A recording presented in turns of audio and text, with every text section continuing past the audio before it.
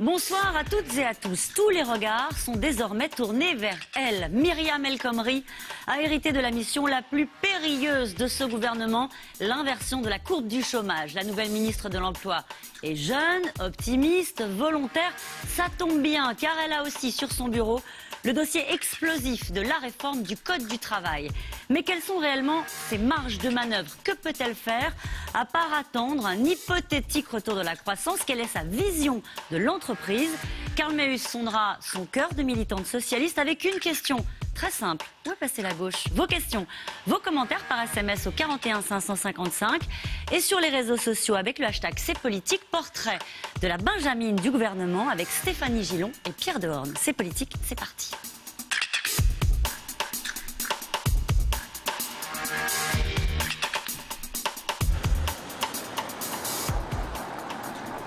C'était mercredi dernier, en marge de la remise du rapport Combrexel sur la réforme du Code du travail. Dernier calage entre le Premier ministre et celle qui vient d'être choisie pour incarner le chantier clé du quinquennat, la lutte contre le chômage. Bonjour. Elle est énergique, elle a le sens du dialogue, mais c'est aussi une forte personnalité et donc qui assumera pleinement ses responsabilités, ministre du Travail, et croyez-moi, on entendra parler d'elle encore longtemps. Une réforme. Mais pour l'entendre parler, il va falloir attendre encore un peu. Pas un mot pendant la conférence de presse, ni après, car Myriam El Khomri est pressée. Le président l'attend pour déjeuner à l'Élysée. 2 heures plus tard, retour au ministère du Travail. À peine nommé, déjà invité à déjeuner à l'Élysée. Oui, c'était une journée tonique et dense. Mon premier conseil des ministres en tant que ministre de l'Emploi et du Travail, la remise du rapport Combrexel et un déjeuner avec le président de la République. Et je suis un petit peu en retard parce que j'ai rendez-vous avec Pierre Gattaz. Toute la semaine, les partenaires sociaux se sont succédés dans le bureau de celle qui, il y a une dizaine de jours encore, occupait le secrétariat d'État à la politique de la ville. Premières impressions. On a pu discuter, on a débattu, on a échangé nos points de vue, à l'écoute et ouvert à la réforme. Ça me paraît bien. C'est une ministre avec qui j'ai discuté. Point. Moi, je suis très content qu'il y ait une ministre du Travail femme, et dans l'histoire, en principe, elles ont plutôt fait du bon boulot. Mais son truc, à Myriam El Khomri, c'est le terrain. 133 déplacements en un an au secrétariat d'État à la ville. Vendredi, pour sa première visite en province, direction Rouen, dans une école d'apprentis boulangers. Parmi eux, il y a les meilleurs apprentis de France, il y a le ou la meilleure apprentie de France et peut-être le meilleur ouvrier de France. Et peut-être la meilleure ministre du Travail de France. Dont l'expérience de terrain, François Hollande l'espère, fera la différence. On apprend beaucoup de choses du terrain, on voit aussi les blocages, il n'y a pas que des idées, il faut comprendre les fonctionnements des différents services, des différents partenaires, et donc il faut parfois mettre un peu de lien entre tout ça. C'est votre force, ça? Non. C'est ce que je sais faire. Voilà. Une ascension fulgurante pour cette Bretonne, née à Rabat, qui, diplôme de droit public en poche, a fait toutes ses classes à la mairie de Paris. Cette photo, qui est là, qui est l'école de la rue de Torcy, qui était une école où j'étais déléguée du maire de Bertrand Delanoë dans cette école. Et je trouve que cette image est très belle. C'est dans le 18e arrondissement, qui est l'arrondissement où je suis élue. Daniel Vaillant, Bertrand Delanoë, Anne Hidalgo sont les 3 personnalités politiques qui ont beaucoup compté dans mon parcours. Mais aujourd'hui, ce sont les photos d'autres mentors qui ornent son bureau. Et quand vous voyez cette photo, vous dites quoi? Ah, j'ai vieilli. Et à 37 ans seulement, la Benjamine du gouvernement, issue de la génération Macron-Vallaud-Belkacem, préfère voir sa jeunesse comme un atout. C'est important parce qu'il y a une crise de confiance dans la classe politique. Et cette crise de confiance dans la classe politique, ça montre bien qu'on doit être aussi en capacité à la renouveler. La renouveler, ça ne veut pas dire de changer complètement la classe politique. Mais je pense que c'est important qu'il y ait plusieurs générations qui se côtoient aussi. Et c'est une manière peut-être de faire que la parole politique C'est une des manières pour qu'elle puisse retrouver un peu de crédibilité aussi parfois.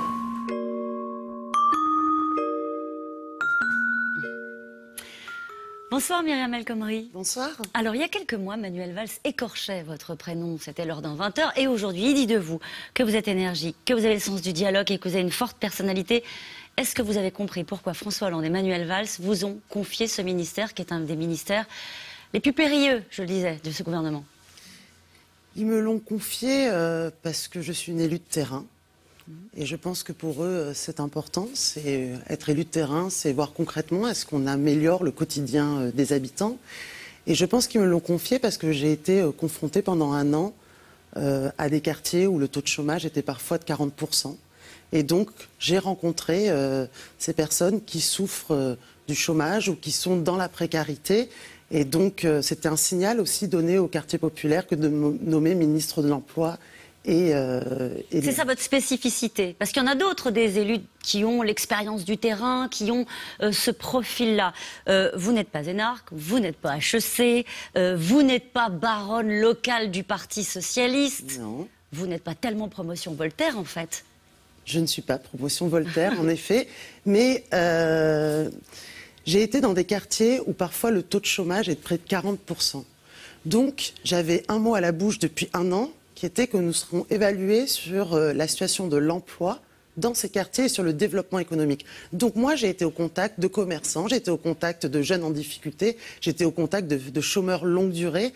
Et donc je pense que c'est un très bel apprentissage pour être après ministre de l'Emploi et du Travail. Et j'entends ce que vous me dites. En fait, vous me dites, je ne suis pas déconnectée de la réalité. Je suis complètement en phase avec la réalité, en effet. Et quand je dis élu terrain, c'est ça aussi derrière.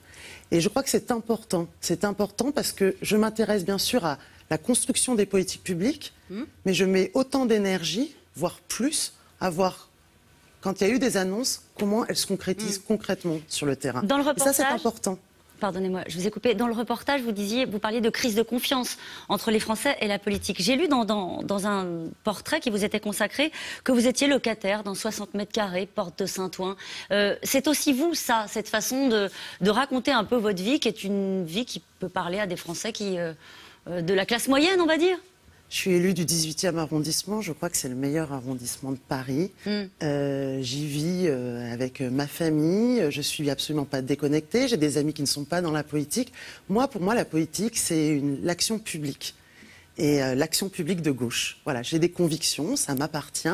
Et en même temps, je dis pas que je vis comme tout le monde, parce que j'ai absolument pas ni le salaire de tout le monde, ni l'agenda de tout le monde. J'ai bien conscience qu'il y a un changement dans ma vie. Néanmoins, je suis attachée à avoir ma petite bulle d'air à moi et ça ne me change pas. Parce que je pense que vous mesurez la critique qui est faite souvent par les Français de dire oh, les politiques, de toute façon, ils ne peuvent pas savoir ce qu'on vit, ils sont hors sol. Donc ce soir, vous nous dites que vous n'êtes pas hors sol. Je suis absolument pas hors sol. Alors, il y a eu tout un tas de commentaires depuis que vous avez été nommé ministre sur vos origines. On ne va pas faire l'émission là-dessus. Ça a été le cas pour Najat Vallaud-Belkacem, ça a été le cas également pour Christiane Taubira. Comment vous l'avez reçu? Est-ce qu'à un moment donné, ça vous vexe? C'est-à-dire qu'il y a quand même une conscience que dès qu'on a un nom à consonance ou qu'on a une couleur de peau qui n'est pas blanche, on n'est pas français. Et ça... vous le découvrez pas, ça, quand même? Je ne le découvre pas, mais ça me choque parfois parce que c'est ne pas être en phase avec la réalité de la société française. Et je le dis aussi en Outre-mer. Les ultramarins le ressentent aussi comme ça. Et je trouve que c'est un problème. Je trouve que la couleur de peau sont des marqueurs beaucoup trop forts dans notre société. Moi, ça me dérange. Alors, est-ce que vous allez inverser la courbe du chômage? C'est votre travail? C'est mon cap, en effet, l'emploi. J'ai surtout envie que plus de 3 millions de chômeurs retrouvent une vie sociale, retrouvent un emploi. Et je mets toute mon énergie là-dedans. Il y a plein de choses qui ont été faites par mes prédécesseurs, par Michel Sapin, par François Rebsamen. Les outils sont posés. Aujourd'hui, nous travaillons sur 2 caps. Il y a à la fois la relance de la compétitivité de notre économie. Donc, c'est le pacte de responsabilité et de solidarité. C'est aussi l'aide aux TPE et PME. Et de l'autre côté, c'est la formation professionnelle, parce qu'on a une réalité dans notre pays, c'est qu'il y a entre 150 000 à 400 000 emplois non pourvus. Donc, il y a aussi un enjeu fort de former les personnes qui sont peu qualifiées. Et donc, c'est vraiment ma priorité, en effet, c'est l'emploi. Votre priorité, c'est l'emploi. Quelles sont vos marges de manœuvre? Est-ce que il faut du culot pour accepter ce ministère? Parce qu'ils sont sortis, vos prédécesseurs, un peu essorés d'avoir dû annoncer des mauvais chiffres du chômage mois après mois. Vous dites aujourd'hui, moi, Myriam El Khomri, j'ai des marges de manœuvre pour prendre des décisions, pour inverser la courbe du chômage. Vous êtes consciente que de toute façon, ça dépend de la croissance, ça dépend aussi de ce qui va se passer à Bercy. Comment est-ce que vous voyez au fond, votre marge de manœuvre à vous, dans ce ministère-là? Le retour à l'emploi, ça concerne tous les membres du gouvernement. Il est évident que ça a un lien, bien sûr, avec la santé de notre économie. Mais quand vous allez beaucoup sur le terrain, qu'est-ce que vous voyez? Vous voyez des entreprises qui sont innovantes. Vous voyez qu'à l'étranger, il y a des investisseurs privés qui viennent. Vous voyez qu'on est la première destination touristique. Donc vous voyez le potentiel, l'atout pour notre pays. Et en même temps, on a une structuration du chômage qui est le fait notamment des personnes peu ou pas qualifiées. Donc c'est notre capacité aussi à faire que nous anticipions les changements. Par exemple, je pense aux emplois verts, je pense au développement durable, je pense également au numérique, et être en capacité aussi d'être un petit peu chef d'orchestre de cela. Donc oui, j'ai des marges de manœuvre en termes d'efficacité du service public de l'emploi, en termes justement de mise en œuvre, d'accélération de la mise en œuvre de différents outils, mais bien sûr, il faut que notre économie soit compétitive. Quel est votre logiciel politique? Vous avez travaillé avec Anne Hidalgo pendant des années, vous l'admirez beaucoup? Oui. On ne peut pas dire qu'elle soit totalement sur la même ligne que Emmanuel Macron. Vous vous situez comment par rapport à dans cette gauche-là qui... Il y a quand même des marges entre ces deux façons de concevoir, par exemple, le travail ou des sujets sur lesquels vous allez devoir travailler. Comment vous vous situez? Vous êtes quoi? J'ai des suggestions. Vous dites, je suis socialiste, je suis pragmatique, je suis social-démocrate. Je suis quoi? Je suis socialiste. Ma famille, c'est le socialisme. Et je me sens très à l'aise dans ce gouvernement. C'est mieux quand même. Hein. Non, mais je le dis très franchement. Je suis socialiste et même il y a un an, quand on m'a appelé pour rejoindre ce gouvernement, je ne me suis absolument pas posé la question de ce gouvernement est-il de gauche ou non. Pour moi, ce gouvernement est de gauche et toute l'action qui est mise en œuvre, par exemple sur l'éducation. Moi-même qui ai travaillé sur les questions de sécurité, de prévention, je sais à quel point l'éducation est importante et elle l'est encore plus quand on est ministre après du Travail et de l'Emploi. Donc je n'ai aucun problème avec cela. Mais par exemple, quand Emmanuel Macron dit la gauche a pu croire que la France pourrait aller mieux en travaillant moins, il y a une partie de la gauche qui dit non, c'est pas possible cette phrase, c'est une remise en cause des 35 heures. Vous vous dites quoi? Elle vous choque cette phrase-là? Vous êtes dans ce logiciel-là, pardon de reprendre ce mot? Je suis socialiste. Emmanuel Macron n'est pas socialiste. Il n'est pas adhérent du Parti socialiste. Moi, je suis ministre du Travail et de l'Emploi.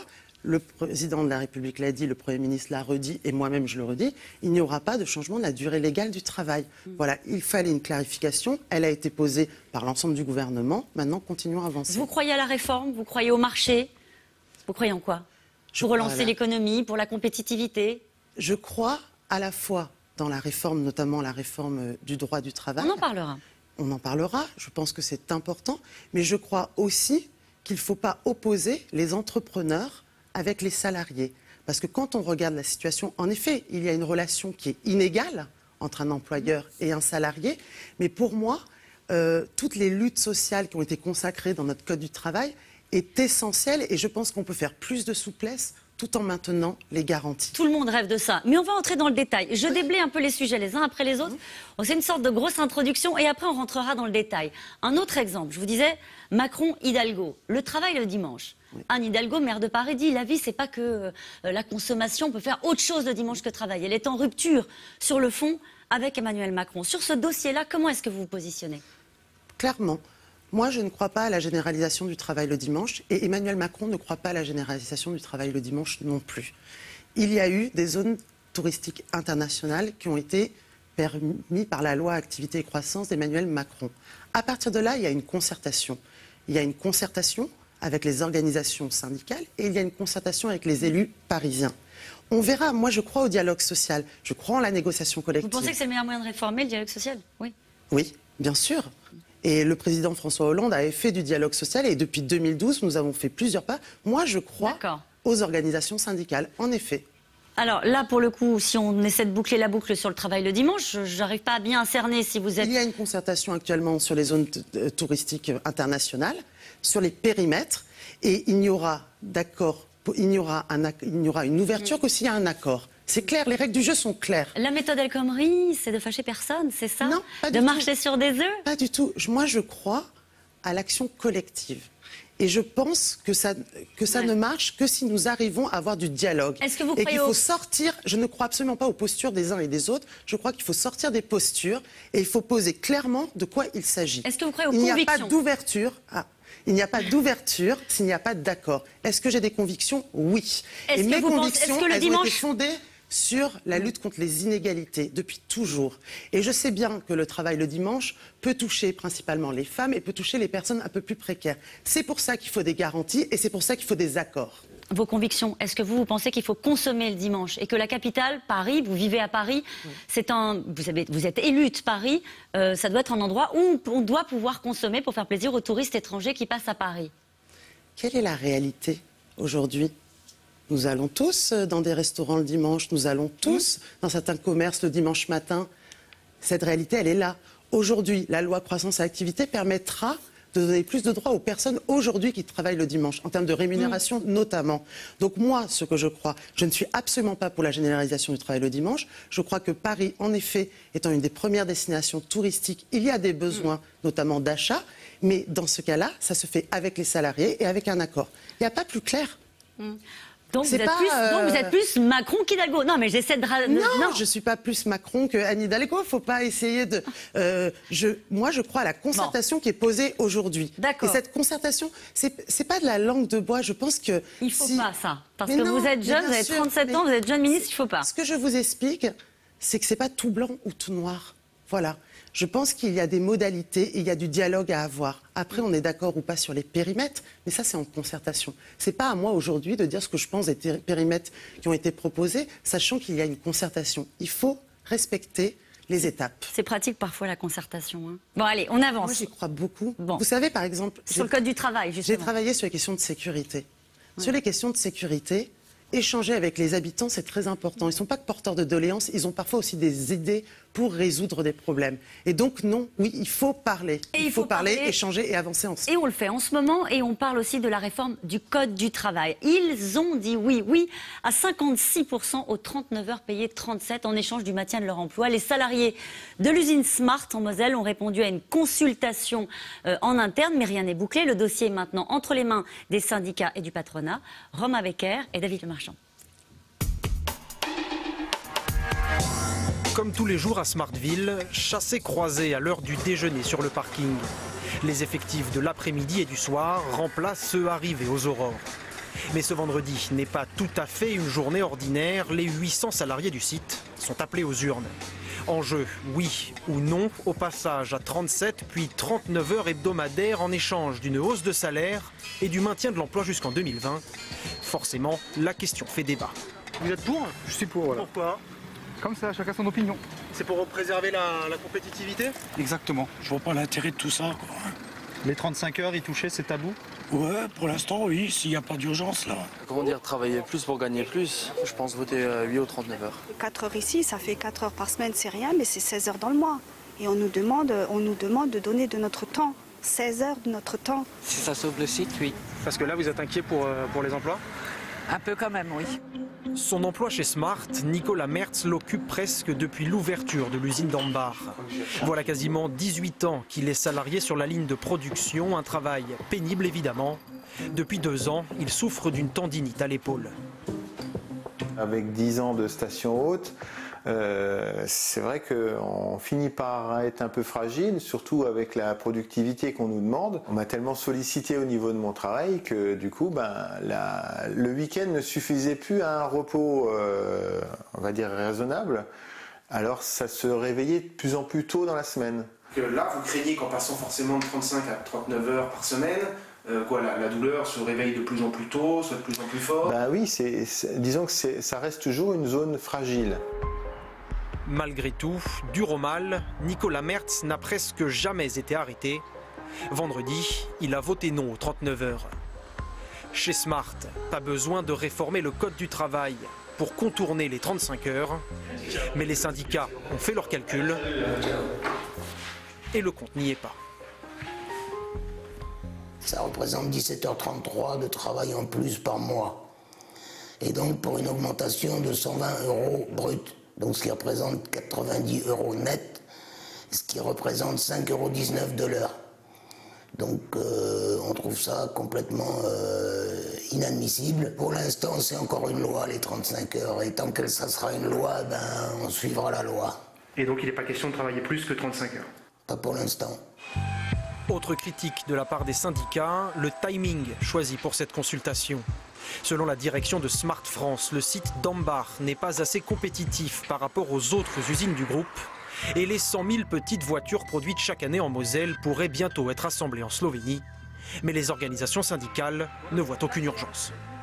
On nous dit qu'il faut le faire pour garantir l'emploi. On n'a pas l'impression qu'on a un problème d'emploi, qu'on a un problème de production, qu'on a un problème de vente.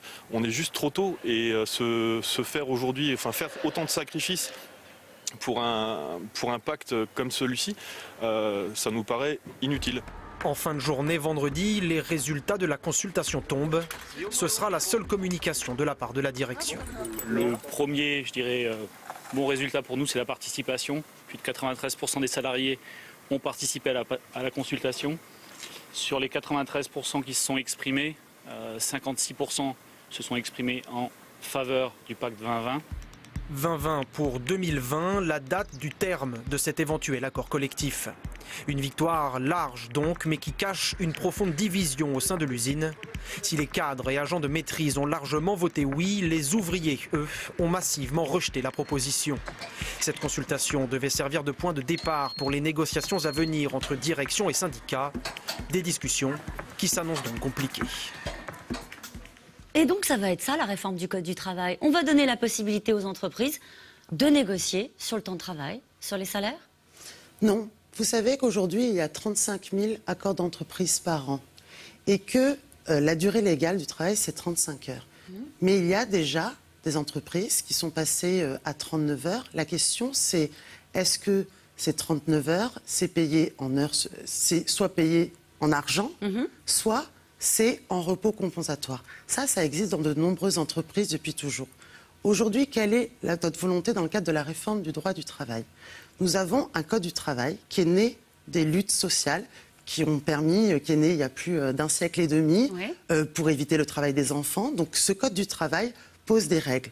Le président de la République, le Premier ministre et moi-même, nous l'avons dit, nous ne toucherons ni à la durée légale du temps de travail, ni au SMIC, ni au CDI. Il y a après des accords de branche. Les accords de branche, c'est ce qu'on appelle les conventions collectives. Il y en a 750 dans notre pays. C'est des métiers, des mêmes activités qui se retrouvent dans des branches professionnelles et qui fixent justement des règles pour tous les salariés de ces branches professionnelles. Ça permet deux choses, c'est que les salariés aient les mêmes garanties, les mêmes protections, et ça permet aussi la concurrence déloyale entre les entreprises d'un même secteur. Et puis après, il y a les accords d'entreprise. Les accords d'entreprise, ils sont sur l'organisation du temps de travail, sur les repos compensatoires, sur les heures supplémentaires. Voilà aujourd'hui quelle est la réalité.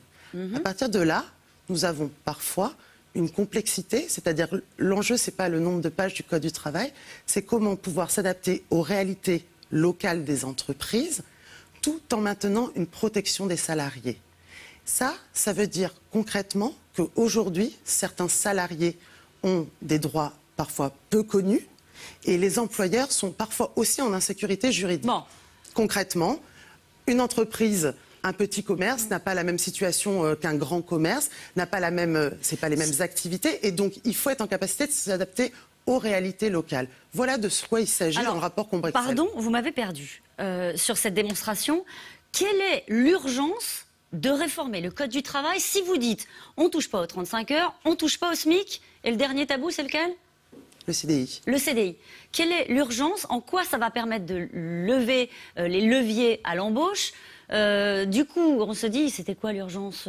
Pourquoi est-ce que d'un coup, à un an et demi de la fin du quinquennat, il faudrait réformer le Code du travail? Quand on ne connaît pas toujours ses droits, il est difficile de bien les appliquer. Pour un entrepreneur aussi, il y a une insécurité juridique.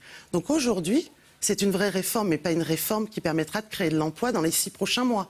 Il faut être réaliste. C'est une réforme qui permet justement de rendre les choses plus lisibles. Et que la place de la négociation collective, c'est quoi ? C'est redonner une place plus grande, notamment aux organisations syndicales. Parce que ce que dit aujourd'hui, on a beaucoup de négociations, les 35 000 accords d'entreprise, mais c'est très formel. Et finalement, ça n'arrive pas véritablement à transformer, ni d'un point de vue des salariés, ni un point de vue des employeurs. Vous soulevez plein de questions. Vous dites donner plus de pouvoir aux syndicats.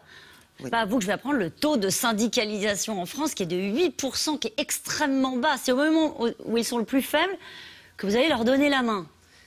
Il nous semble important qu'au niveau local, au niveau de l'entreprise, nous puissions avoir de la négociation. En gros, passer d'une culture de l'affrontement à la culture de la négociation. Et ça, en effet, ça demande bien sûr de laisser plus de place aux syndicats parce que ce que dit le rapport de Jean-Denis Combrexel, il y a 44 propositions. Toutes les 44, nous ne les prenons pas telles quelles. Nous sommes actuellement dans une concertation avec l'ensemble des partenaires sociaux. Mais ce que ça dit, c'est que nous avons beaucoup de négociations, beaucoup de formalisme, mais finalement, nous n'arrivons pas à transformer les choses, à nous adapter au plus près du terrain. Et vous le voyez bien, vous avez des salariés qui veulent travailler, d'autres qui veulent travailler plus. Il y a des ouvriers, il y a des cadres, tous n'ont pas la même pénibilité par rapport à leur travail. C'est un grand groupe, c'est une grosse entreprise. Il y a des salariés, il y a des représentants syndicaux dont c'est le métier de mener ce genre de négociation. Et puis à côté de ça, il y aura des petites entreprises avec 5-6 salariés, il y aura des TPE, il y aura des PME. Ils n'auront pas de syndicats organisés. Et là, les salariés, on leur dira, bon, t'es obligé de travailler plus parce que sinon on ferme. Hein. Voilà. Comment ça va se passer dans ces petites entreprises-là ? Justement, c'est des propositions du rapport de Jean-Denis Combrexel d'avoir des accords types au niveau de la branche. Je vous ai parlé tout à l'heure des 3 niveaux. C'est justement pour expliquer cela. On n'a pas toujours de délégués du personnel. D'ailleurs, la loi de François Rebsamen de l'été dernier permet d'améliorer la situation des TPE et PME. Mais c'est un des points, bien sûr, qui est aujourd'hui mis en discussion. Aujourd'hui, quand on regarde l'affaire Smart, on est sur un référendum qui est purement consultatif. La négociation va commencer. Moi, il m'appartient, bien sûr, d'être vigilant à ce qu'il n'y ait pas de chantage à l'emploi. Et il appartient... C'est trop tard. Il appartient... Non, la négociation... Si vous l'avez lu, la question. Êtes-vous pour le retour aux 39 heures hebdomadaires payées 37 entre 2016 et 2019 en échange du maintien de votre emploi jusqu'à 2020 ? C'est pas du chantage ? C'est un référendum consultatif. Là où nous rentrons dans le dur des choses, c'est la négociation. La négociation avec l'ensemble des organisations syndicales. Il m'appartient de voir, bien sûr, de veiller à ce que mes services regardent si les clauses de la négociation sont conformes à la législation. Sinon, vous pouvez dire non. Après, il faut que ce soit homologué. Donc, bien évidemment, il y a tout un travail qui doit être mené. Mais ce que je veux dire, c'est que là, on est dans un référendum purement consultatif. Consultatif, négociation, concertation, ce sont vos mots-clés. La négociation collective, qui va écrire la réforme du Code du travail ? Est-ce qu'à un moment donné, vous allez dire aux syndicats, partenaires sociaux, c'est à vous de jouer ? Et il y a, à mon avis, de fortes chances que ça se termine par une usine à gaz. Ou est-ce que vous allez dire, le gouvernement va faire une proposition d'un texte sur la méthode ? Comment vous comptez vous y prendre ? Là, s'ouvre une phase de concertation qui doit débuter autour du début octobre. À partir de là, on regardera quelles sont les positions des différents syndicats et nous ouvrirons une nouvelle phase pour rédiger une loi qui sera présentée au Conseil des ministres fin 2015, début 2016. Vous pouvez me faire une promesse ? C'est que ce ne sera pas une usine à gaz ? Mais bien sûr que ce sera... Bon. Non, il ne faut pas que ce soit une usine à gaz, mais je crois qu'il est important, à un moment dans notre pays, quand en effet, nous avons des employeurs qui ne connaissent pas leurs risques et que nous avons des salariés qui ont aussi parfois une illisibilité, d'être en capacité de faire bouger les choses. Parce qu'aujourd'hui, on est dans la complexité. Est-ce que vous vous préparez à votre prochain grand moment, qui sera l'annonce des chiffres du chômage ? C'est dans combien de temps déjà ? Ça sera le 24 septembre. Est-ce que vous vous y préparez ? Est-ce que je m'y prépare ? François Rebsamen m'a dit que c'était un grand moment de solitude. Je m'y prépare, bien évidemment, je m'y prépare. Néanmoins, je sais que j'ai pu le constater moi-même dans certains quartiers populaires, que le chômage des jeunes était en train de s'améliorer. Il y a beaucoup d'outils qui ont été mis en place. Et ce que j'espère, c'est que ça va avec la compétitivité et la croissance, bien évidemment. Bon, je vais vous remontrer les chiffres, vous les connaissez par cœur. Sûr. Plus 630 000, c'est ça, chômeurs depuis le début du quinquennat. Sous Michel Sapin, plus 427 000. Sous Rebsamen, plus 202 000. Vous auriez pu même remonter à 2010. Soyez tranquille, ils ont échoué. C'est ce que vous vous dites, au fond, vous n'avez pas la pression. Je veux réussir. Je veux réussir. Et je sais qu'il y a des outils qui sont sur la table et que ces outils peuvent porter leurs fruits. Mais ces outils, ils sont mis sur la table depuis 2012. Mais pourquoi ils ont échoué alors, il faut les outils, pacte de responsabilité, l'aide aux TPE, et puis tous les outils qui sont mis en place dans la politique de l'emploi, les emplois aidés, la garantie jeune qui permet de mieux former les jeunes, ça produit ses fruits. Mais ça ne produit pas ses fruits en 6 mois, il faut être tout à fait honnête. Quand est-ce que vous voyez arriver l'inversion de la courbe du chômage? Non, je ne vous donnerai pas de date sur l'inversion de la courbe du chômage. Ce que je vois au quotidien, il faut aller vite. C'est des personnes. Bien sûr qu'il faut aller vite, mais ce que je vois, l'urgence sociale, bien sûr que je la connais et que je la ressens. Mais ce que je vois aussi, c'est qu'il y a des choses qui ont été mises en place, qui commencent à porter leurs fruits. Donc tout ceci fera un effet boule de neige et permettra justement que cette courbe soit inversée. J'ai dit dans le lancement d'émission que vous étiez optimiste. Mais il le faut, notre pays a plein de talents. Mais là, c'est la méthode Coué, de dire ça va marcher, ça va marcher, ça va marcher. Il faut que ça marche. Mais j'ai vu des choses qui marchaient, j'en vois qui ne marchent pas. Et par exemple, je vais vous donner un exemple très précis. Ouais. On a dans notre pays un savoir-faire. En matière en gastronomie, on a des métiers aujourd'hui où certains partent à la retraite et ne retrouvent pas de remplaçants. Moi, je suis très attachée au petit commerce, à l'artisanat. Et je vois bien, aujourd'hui, quand je rencontre des artisans qui me disent qu'ils n'arrivent pas à trouver des apprentis, ça me pose une difficulté. Ça touche clairement la formation qu'on va pouvoir mettre en œuvre. C'est ça aussi la politique. C'est essayer de casser les lourdeurs, casser les verrous et essayer de faire que les choses marchent mieux sur le terrain. Ça, c'est concret.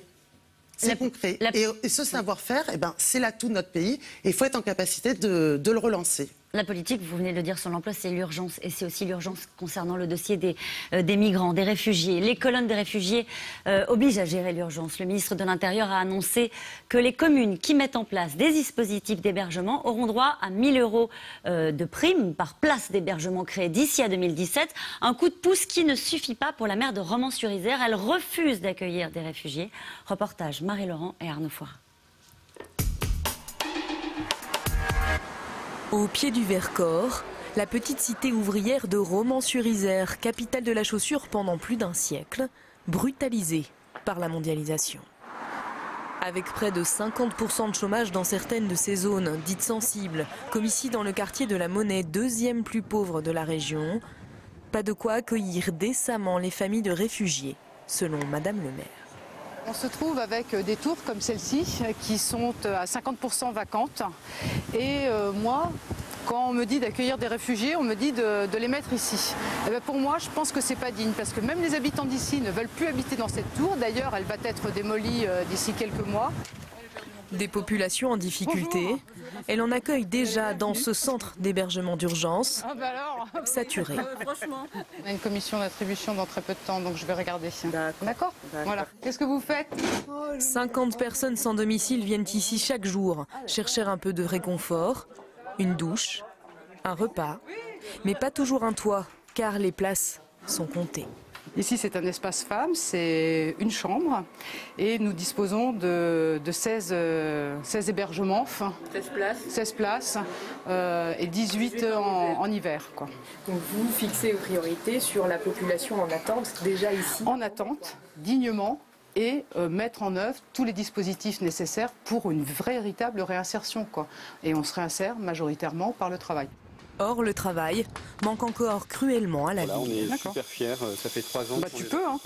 Engagé pour la réinsertion, Christophe Chevalier gère un réseau de PME dynamique, mais la relance reste poussive. Exemple avec cette entreprise qui mise sur le renouveau de la chaussure depuis 5 ans, 8 employés aujourd'hui. Moi aussi.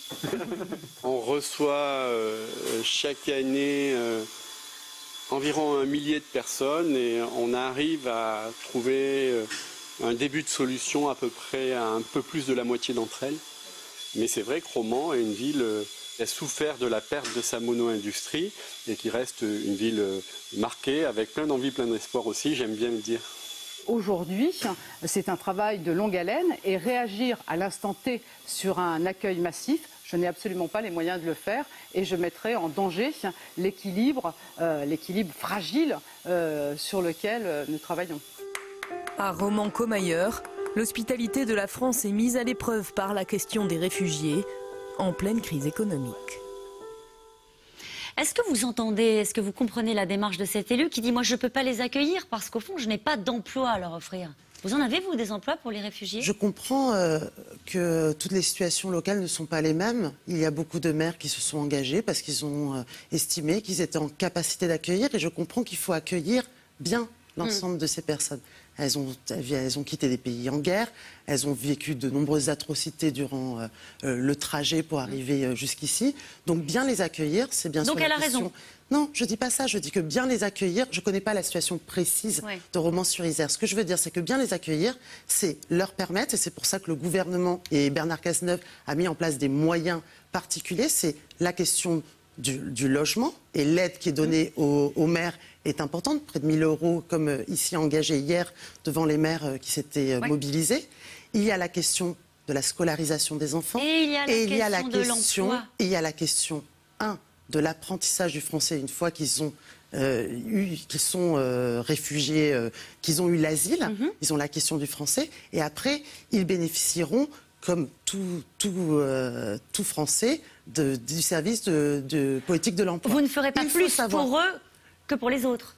Il faut bien sûr qu'en termes de formation, en apprentissage du français, il faut qu'ils puissent apprendre le français. C'est pour une intégration réussie, il faut d'abord connaître le français. Mais après, ils feront le bénéfice de tous les services publics de l'emploi comme l'ensemble des Français. Il faut savoir que sur ces 24 000, nous avons beaucoup de personnes qui sont plutôt qualifiées et que nous avons aussi dans notre pays des secteurs, des marchés sous tension. Donc, 330 000 offres d'emploi non pourvues. Voilà, entre 150 000 et 400 000, il y a plusieurs études. Donc, ils pourront aussi aller vers des formations qui leur permettront d'aller sur ces métiers-là. Est-ce que vous entendez le discours que peuvent porter certains Français de dire mais il n'y a déjà pas d'emploi pour nous en France, comment est-ce qu'on peut dire à ces gens soyez les bienvenus, on va vous offrir une chance et un nouveau départ? Est-ce que vous entendez ces réserves-là? Est-ce que vous les comprenez? On peut l'entendre, mais je crois que notre pays se doit, c'est l'âme de la France en effet, d'accueillir des personnes qui quittent la guerre de cette manière. Et c'est pour ça qu'il faut que nous fassions tout pour que l'intégration se passe au mieux. On a un pacte de cohésion nationale. Il est évident que plus il y aura des maires qui s'engageront dans cet accueil, plus ce sera facile pour l'ensemble des territoires. Mais je voudrais vous citer un exemple. Moued Altrad, qui a été considéré comme le meilleur entrepreneur, était venu à 17 ans à Montpellier. Aujourd'hui, Moued Altrad, c'est l'échafaudage, son entreprise, l'entreprise Altrad, c'est près de 18 000 salariés dans le monde et dont 20% ici en France. Donc ils sont aussi en capacité de créer de l'emploi aussi. Alors, la France veut jouer cette carte-là, en tout cas assume, c'est une terre d'accueil. Bien sûr. Elle accueillera 24 000 migrants. L'Allemagne, aujourd'hui, a décidé de réintroduire le contrôle de ses frontières avec l'Autriche. Le pays aurait même suspendu son trafic ferroviaire. C'est une vraie nouvelle, on vient de l'apprendre cet après-midi. Comment est-ce que vous réagissez? C'est la fin de Schengen si on remet des frontières entre l'Allemagne et l'Autriche? Écoutez, je l'apprends et donc bien évidemment c'est une nouvelle qui m'étonne. Je ne pourrais pas vous dire à ce stade comment comprendre cette décision. L'Allemagne a accueilli de nombreux réfugiés. La chancelière a eu des propos et s'est battue avec le président Hollande justement pour que cet accueil soit réparti dans différents pays. Ça donne le sentiment qu'ils sont débordés, Myriam El Khomri. Voilà, je ne sais pas quelles sont précisément les raisons. Si on met de côté la situation très particulière, malgré tout, c'est pas rien ce qui vient de se passer entre l'Allemagne et l'Autriche, mais ça donne le sentiment qu'ils sont débordés. Donc la capacité d'accueil, cette volonté-là de faire un geste d'urgence et humanitaire vis-à-vis de ces populations, jusqu'où? C'est peut-être pour provoquer, pour que l'ensemble des pays, notamment de l'Europe, qui n'ont pas à ce jour accepté d'accueillir des réfugiés, prennent des positions par rapport à cela. En tout cas, ce n'est pas une source d'inquiétude, ces images de ces migrants qui rejoignent l'Europe. Vous ne dites pas à un moment donné, il va falloir le gérer de manière équilibrée? Comment est-ce que il faut le gérer de manière équilibrée déjà entre l'ensemble des pays de l'Europe. D'accord. L'Europe, c'est des droits et des devoirs. Nous avons une libre circulation des personnes. Moi, je le dis par exemple sur les fraudes au travail détaché. C'est une vraie problématique. L'Europe, elle permet justement la libre circulation des personnes et des droits. Mais l'Europe, elle permet aussi des devoirs. Et donc là, le devoir de tous les pays européens, c'est d'accueillir ces personnes. Voilà. Karl Meus, vous connaissez Karl Meus ? Vous allez faire connaissance. Il a un petit problème, il se demande où est passée la gauche. Bonsoir Myriam El Khomri. Elle est là. Et voilà, vous êtes là. Alors, vous l'avez dit tout à l'heure dans l'émission, vous êtes une élue de terrain, c'est pour ça que vous avez été choisie, vous parlez sans langue de bois. Alors justement, j'aimerais que vous nous disiez, sans langue de bois, Qu'est-ce qui se passe avec la gauche depuis quelques mois? Je ne vais pas remonter à plusieurs années, mais quand vous entendez Jean-Luc Mélenchon qui dit « François Hollande fait une politique pire que Nicolas Sarkozy », quand vous voyez Cécile Duflot, ancienne ministre, qui claque la porte du gouvernement et qui aujourd'hui, on le sait bien, elle prépare une alternative à François Hollande pour la présidentielle de 2017. Vous vous dites quoi quand vous voyez ce paysage dévasté de la gauche? Qui est le responsable de tout ça? Qui est le responsable? Je crois que l'ensemble des partis de gauche ne vont pas très bien. Et c'est vrai à Europe Écologie Les Verts, c'est vrai aussi au Front de gauche, et c'est vrai dans mon parti aussi. Pourtant, en 2012, ces partis-là allaient très très bien, parce que vous gagnez la présidentielle et vous gagnez les législatives. Par exemple. Mais parce que... Qu'est-ce qui s'est passé, quoi? Qu'est-ce qui s'est passé? C'est que, déjà, vous noterez que, s'agissant du Front de gauche, on n'a pas gouverné ensemble. Non. Ça, c'est une première réalité. Mélenchon a appelé à voter pour François Hollande. Mais ça arrête là. Mais on n'a pas gouverné ensemble. Ça, c'est une des premières réalités.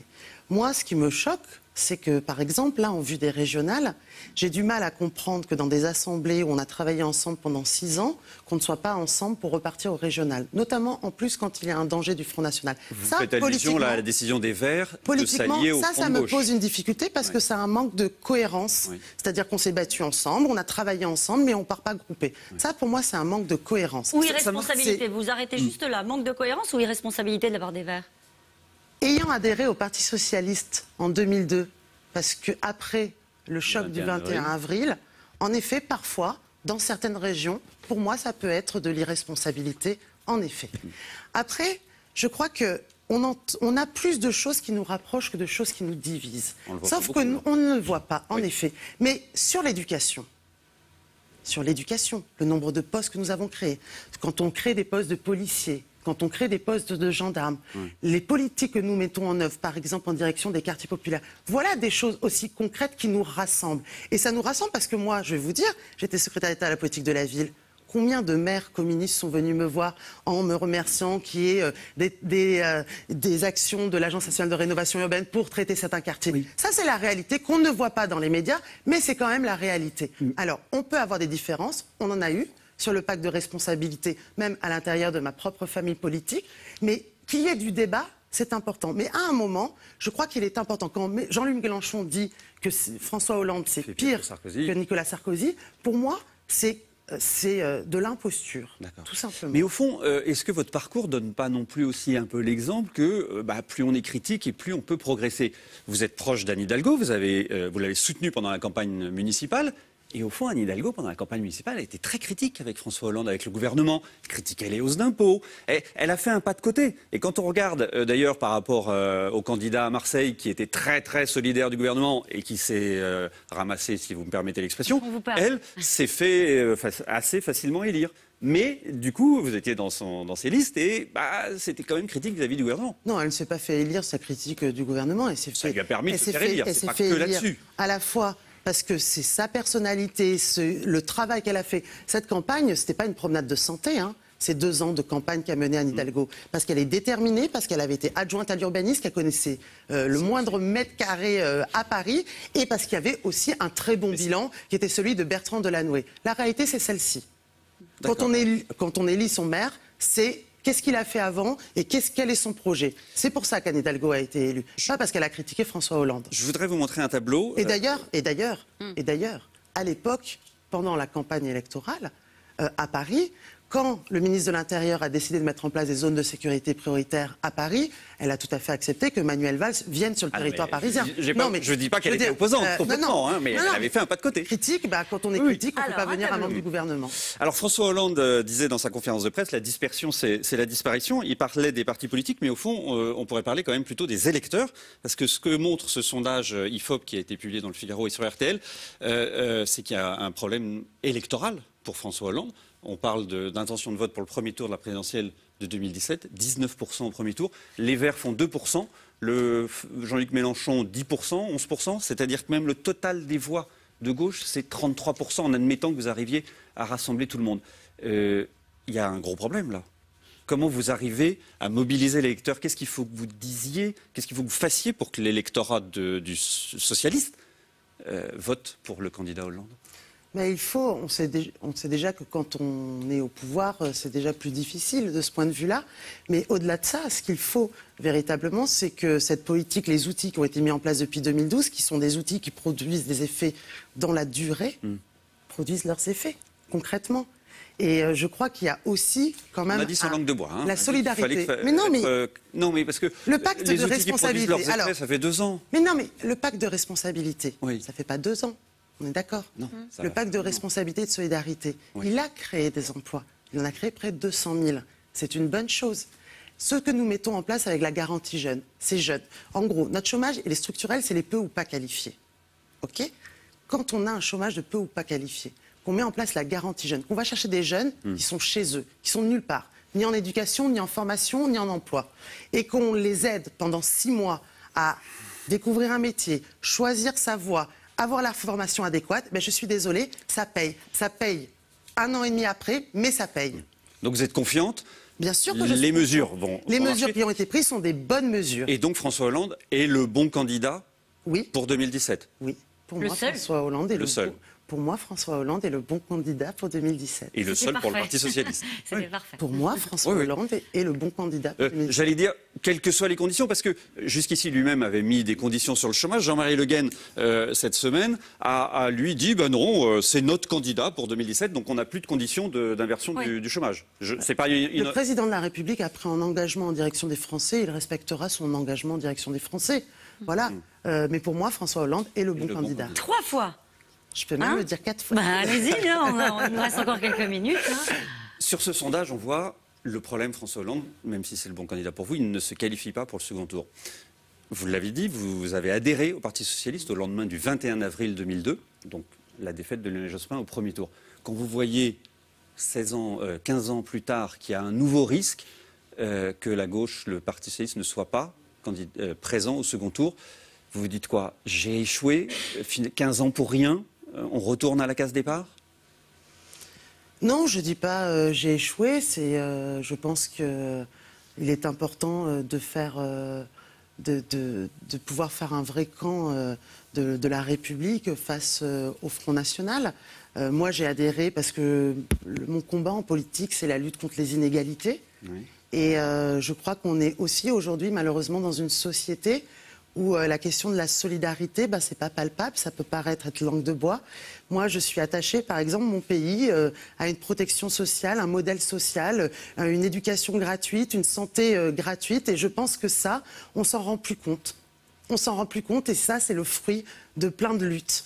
Et ça, pour moi, c'est les luttes de la gauche. C'est la gauche qui a permis cela. Et donc, aujourd'hui, on n'est plus dans un modèle où la solidarité a une place. On l'a vu sur l'accueil des réfugiés. Voilà. Tant qu'on parlait des migrants, on était les sondages, etc. Et il y a eu cet enfant qui a ouvert les yeux aux uns et aux autres. Et à partir de là, il y a eu cet élan de solidarité et de générosité. On a les ressorts dans notre société, mais il faut être en capacité aussi de dire les choses et de se rendre compte de quel est notre modèle social. Et pas juste dire notre modèle social. Notre modèle social, il nous protège. Et c'est ce modèle social aussi qui nous donne la capacité de prendre des risques. Et de prendre des risques, ça veut dire qu'on peut avoir plus de croissance, plus d'innovation. Et pour moi, c'est ça. C'est ça ma France. La question, elle était sur 2002, 15 ans plus tard ou 16 ans plus tard. Vous y êtes là, vous avez peur de... des discours, il y a eu une extrémisation d'une partie aussi du discours de l'UMP. Juste ça, vous avez peur? Bien sûr que j'ai peur de cela, bien sûr. Bon, bien sûr. Allez, on va passer aux photos d'actualité de la semaine, si vous voulez bien. Merci beaucoup, Karl. Michel Combes. Voilà, très célèbre depuis quelques jours, forcément, du fait du montant de ses indemnités qui sont passées à 8 millions d'euros. Donc, ancien PDG d'Alcatel-Lucent, 8 millions d'euros, ça va? C'est acceptable? Non. Et je crois qu'il y a une régulation qui s'est faite en interne avec les organisations notamment patronales et il faut bien évidemment, je pense qu'il y a certaines rémunérations qui sont pas acceptables. Et donc il faut légiférer? C'est un vieux truc, à chaque fois on dit est-ce qu'il ne faut pas légiférer, plafonner? On le fait pour les entreprises publiques, pour les salaires des patrons des entreprises publiques. Est-ce qu'il faudra aller au-delà? Ça, c'est vos convictions là que je teste. Oui, je sais bien. Je pense qu'à un moment, il faut être en capacité, en effet, d'apporter de la régulation parce qu'il y a des choses qui peuvent choquer. Voilà. C'est dit. Allez, on avance. La fête de l'UMA, on en a parlé un petit peu. Pierre Laurent, Jean-Luc Mélenchon, c'est la vieille gauche? Non, c'est pas la vieille gauche. Moi-même, j'ai participé à la fête de l'UMA. C'est une fête populaire, mais il y a parfois des discours qui, moi, me sont plus en phase avec la réalité du terrain. Vous pensez surtout à Jean-Luc Mélenchon ou à Pierre Laurent? Je pense surtout à Jean-Luc Mélenchon, en effet. Je pense qu'il y a des réalités à un moment. Je ne dis pas qu'il faut tout accepter à tout prix, mais qu'il faut aussi avoir une certaine... s'il y a une défiance dans le personnel politique, c'est parce que parfois on est complètement à côté de ce que vivent les gens. Et qu'à un moment, il faut être en capacité de regarder... Il est à côté de ce que vivent les gens? Non, je ne parlais pas de Jean-Luc Mélenchon. Je dis que parfois certains discours sont complètement, sont peut-être sont parfois très idéologiques, voilà, et ne correspondent pas véritablement à la réalité des personnes. Moi, par exemple, tout à l'heure, par rapport à l'ouvrier de Smart sur la pénibilité, la pénibilité, c'est François Hollande qui a permis cette prise en compte de la pénibilité. J'aimerais bien que Jean-Luc Mélenchon le reconnaisse de temps en temps aussi. Une star du 20h. C'est son dernier 20h ce soir. Claire Chazal. Qu'est-ce que vous auriez à lui dire si vous l'aviez en face de vous, Claire Chazal? Bravo et bonne continuation, parce que je pense qu'elle a bien tenu la barre. C'était, voilà, moi j'ai eu du plaisir à la regarder et je voudrais que, voilà, bonne continuation. Ben voilà, très tout bien. simplement. On va passer à vos questions des téléspectateurs. Questions SMS. Pensez-vous qu'il y a des améliorations à apporter à Pôle emploi? Oui. Lesquelles? Sur l'accès aux formations, c'est-à-dire que ça dépend des régions et parfois quand ils ont un demandeur d'emploi face à eux, ils ne peuvent pas l'inscrire directement dans une formation et je trouve que c'est dommageable parce que c'est une perte de temps pour l'agent de Pôle emploi et c'est une personne en face de lui, un usager qui n'est pas satisfait. Et ça, vous pouvez le changer, vous? Oui, en améliorant la relation avec les régions. Il y a des choses. C'est dans les tuyaux, en effet, mais ça, c'est quelque chose qui me pose parfois une difficulté, en effet. Que pensez-vous de l'idée de diminuer la durée et le taux d'indemnisation des chômeurs, comme en Grande-Bretagne, par exemple? Non, actuellement, il y a une négociation. Excusez-moi, c'est la vraie vie du ministère de l'Emploi, du Travail et du Dialogue social. Il y a une négociation sur les retraites complémentaires, sur l'assurance chômage. C'est les partenaires sociaux, les organisations syndicales, les organisations patronales qui se retrouvent pour essayer justement d'équilibrer les comptes. Voilà. Et vous les laissez faire? Et je n'interviens que s'ils n'arrivent pas à obtenir un accord. Ce sera quand? Ils doivent, pour les retraites complémentaires, je crois que c'est d'ici le 16 octobre. Bon. Voilà. Que répondez-vous à ceux qui disent que les étrangers viennent prendre l'emploi des Français? Non, je pense que c'est faux. Il y a un point qui est le travail détaché, la fraude au travail détaché. Moi, j'en fais une de mes priorités. Je l'ai dit un petit peu tout à l'heure. La loi d'Emmanuel Macron permet justement d'augmenter les amendes. Il faut que les règles du jeu soient égales pour tout le monde. Ça, c'est quelque chose qui me pose une vraie difficulté. Et nous sommes actuellement en train de travailler avec la ministre allemande, la ministre suédoise, pour remettre un petit peu de la force et qu'il y ait un vrai respect qui éviter ces fraudes-là, parce qu'en effet, ça, c'est de la concurrence déloyale. Que comptez-vous faire pour les chômeurs âgés de plus de 50 ans, dont beaucoup sont en grande difficulté? Vous avez tout à l'heure parlé de l'emploi des jeunes. Là, visiblement, c'est une personne qui se met plutôt dans la catégorie senior. En effet, il y a le contrat de génération. Il n'y en a pas eu suffisamment. Ça n'a pas marché? Il n'y en a pas eu suffisamment, en effet. Ouais. Il y a un travail actuellement qui est mené avec les agents de Pôle emploi qui sont en train de cibler sur les chômeurs longue durée, les personnes âgées, à la fois pour faire peut-être des contrats de professionnalisation qui sont un autre type de contrat, et pour améliorer aussi leur situation. C'est en effet une inquiétude. J'étais aussi une inquiétude et une priorité? Oui, c'est une des priorités, notamment parce qu'ils sont souvent chômeurs longue durée. L'artisanat n'est-il pas le premier employeur de France? Pourtant, les artisans croulent sous les charges. Alors, il y a... moi, je suis très attachée à l'artisanat. Je pense que c'est notre savoir-faire. Les artisans, j'ai vu d'ailleurs le représentant de l'organisation l'UPA, l'organisation patronale, ils ont des difficultés. Nous en avons levé beaucoup. Je pense par exemple quand on a créé l'aide au TPE pour l'aider à l'embauche, près de 4 000 € pour un premier salarié que nous avons lancé en juin. Ils sont très satisfaits que nous ayons mis cette aide. Sur la question des charges, vous ne pouvez pas aller au-delà. Il y a le pacte de responsabilité et de solidarité qui s'applique bien évidemment à l'ensemble des commerces. Nous avons fait quelque chose, notamment dans les quartiers poétiques de la ville, qui est l'exonération d'impôts fonciers pour l'ensemble des petits commerces de moins de 10 salariés. pour faire vivre ces quartiers. Donc voilà, il y a des choses qui sont mises en œuvre, mais nous n'irons pas plus loin par rapport aux exonérations. Je pense que le pacte de responsabilité, près de 40 milliards en direction des entreprises, c'est quand même une chose importante. Alors, vous êtes la 11e ministre du Travail depuis 2000. Comment faire un travail sérieux quand on reste si peu de temps à ce poste pourtant si important ? C'est vrai que entre le temps de l'annonce et le temps de la mise en œuvre, il y a un temps politique et il faut que l'ensemble des Français le comprennent, qui est un temps de l'action publique qui est plus long. Moi, je suis là depuis presque 10 jours. Mais il y a une vraie continuité entre Michel Sapin, François Rebsamen et moi-même, parce qu'il y a aussi une administration, heureusement, qui met en œuvre ce qui a été poussé. Moi, je ne suis pas comptable de ce qui s'est passé entre 2000 et je suis comptable mais vous pourriez le de ce qui se regretter. En passe tout cas, depuis visiblement, 2012. ce téléspectateur regrette qu'il n'y ait pas une action sur la durée. Mais l'action est sur la durée, là, depuis 2012. Donc ça veut dire que les ministres se passent et qu'au fond, ça ne change rien. C'est ça que vous êtes en train de dire? Non, absolument pas. L'action est sur la durée quand les outils... Par exemple, concevoir un dispositif comme la garantie jeune, c'est près d'un an de travail préparatoire avant que ce soit lancé sur le terrain.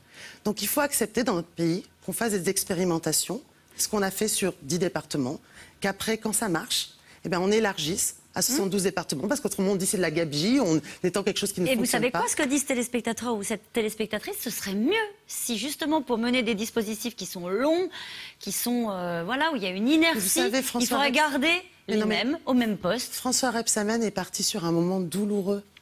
La mort du maire de Dijon. Voilà, c'est la vie, c'est comme ça. Et c'est la réalité. Vous n'êtes pas une magicienne. Qu'allez-vous mettre en œuvre pour amorcer la baisse de la courbe du chômage? Tiens, est-ce que vous êtes une magicienne? Non? Non, je ne suis pas une magicienne. Mais ce que je vais mettre en œuvre, c'est plus d'apprentissage, plus de formation, plus de liens aussi avec les entreprises pour comprendre bien les métiers sur tension. Vous avez les mêmes outils que les autres. Et en même temps, investir dans des secteurs d'avenir qui sont le numérique, qui sont tout lié au développement durable, les emplois verts. Mais c'est pas de la langue de bois, c'est notre avenir. Je dis pas que c'est de la langue de bois du tout. Je dis juste qu'en fait, vous parlez pareil que vos prédécesseurs, avec les mêmes outils, et c'est normal. Il n'y a pas de méthode El Khomri qui, à un moment donné, va faire que, tac, ça va baisser. Mais non, je ne suis pas magicienne, en effet. Mais les outils qui ont été mis en place sont des bons outils. Et aujourd'hui, il faut regarder ceux qui ont bien fonctionné et comment on peut les généraliser aussi. Eh bien, rendez-vous dans 15 jours pour les chiffres du chômage, non? C'est ça? Allez. Merci beaucoup d'avoir été mon invité. C'est la fin de cette émission.